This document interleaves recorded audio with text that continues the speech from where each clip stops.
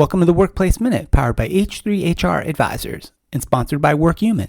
Thanks for joining me for your quick briefing on what's important in the world of work. My name is Steve Boese.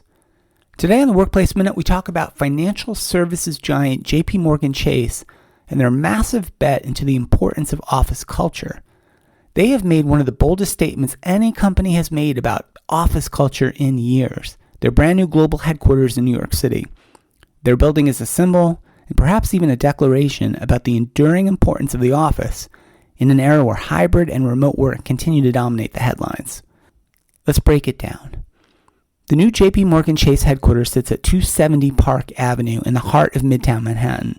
It's a 60-story, 1,388-foot tall skyscraper that takes up an entire city block and offers a massive 2.5 million square feet of office space.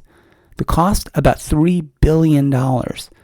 The project replaces the former Union Carbide building that once occupied the site, and by the end of this year, JPMorgan expects roughly 10,000 employees to work there. Beyond its sheer scale, the building is also a showcase for modern sustainability.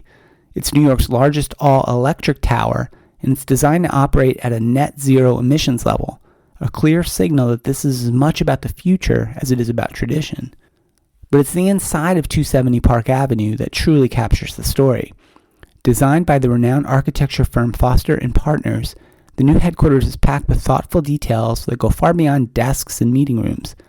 The lobby is lined in travertine, adorned with contemporary art, including major pieces by Gerhard Richter, and the tower floods its workfloors with natural light, 30% more daylight than in a typical office, and uses circadian lighting systems that adapt throughout the day to align with human energy rhythms. And it includes advanced air filtration, touchless access, and AI-driven heating and cooling systems. And there's also a strong sustainable design ethos with natural materials and plant-filled spaces throughout the building.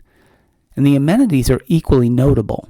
There's a full-service food hall with multiple restaurant concepts, wellness and healthcare facilities, mother's rooms, meditation and prayer spaces. Employees can even order desk-side food delivery. The building also adds more than twice as much outdoor public space as the prior structure, with wider sidewalks and a plaza that opens the block up to the city. All of it adds up to something deliberate. JPMorgan Chase wants this office to feel like a destination. As a recent Fast Company article described it, this is a $3 billion bet on the office. It's a message to employees and the industry that in-person work isn't just a necessity, it should also be an experience. Of course, to understand this move, you have to understand Jamie Dimon, JPMorgan's longtime CEO. Dimon has been one of the world's most outspoken leaders in corporate America when it comes to bringing employees back to the office. He said flatly that remote work doesn't work in our business, emphasizing that collaboration, mentorship, and the subtle transfer of knowledge that happens face-to-face are all critical, especially for younger workers. In interviews, he's warned that people early in their careers lose something vital when they spend too long away from the office. The chance conversations, the informal learning moments, and the ability to see and be seen. And he's also been unapologetic about who makes the rules. I completely respect people who don't want to go to the office 5 days a week, Dimon has said, but they should respect that the company is going to decide what's good for the clients and the company, not the individual. And he's even gone as far to say that most of the complaints about returning to the office come from people in the middle, managers, not the frontline workers who, in his view, understand the importance of presence. Dimon's comments, paired with this monumental headquarters, send a clear signal. JPMorgan Chase believes in the strategic and cultural value of being physically together. The company isn't hedging its bets. It's saying unequivocally that in-person collaboration and culture are not optional extras, that they're core to how their business will get done. So what does this new building say about the broader return to office movement? Well, in many ways, it highlights just how divided the workplace landscape has become. On one side, you have companies like JPMorgan making huge investments to bring people together, framing the office as a strategic asset, the place where mentorship, creativity, and connection all happen. On the other side, you have organizations that continue to embrace flexibility, leaning into hybrid and remote models as their long-term solution. JPMorgan's move is a reminder that for some industries like banking, finance, law, consulting, the physical office remains central to how their leaders envision culture and performance. So there are several lessons to think about here. First, the office can still be a differentiator if it's designed with intention. Amenities, wellness, and thoughtful spaces are becoming the new table stakes for attracting people back into the office. Second, the building itself becomes part of the company's brand.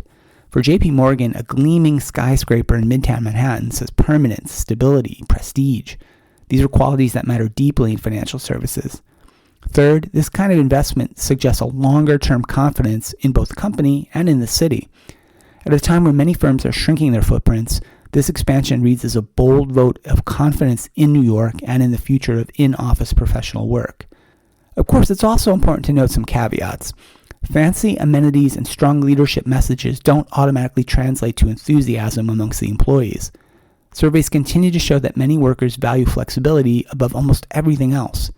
The return to office debate remains complex, blending business needs, personal preferences, and the ongoing redefinition of productivity really looks like.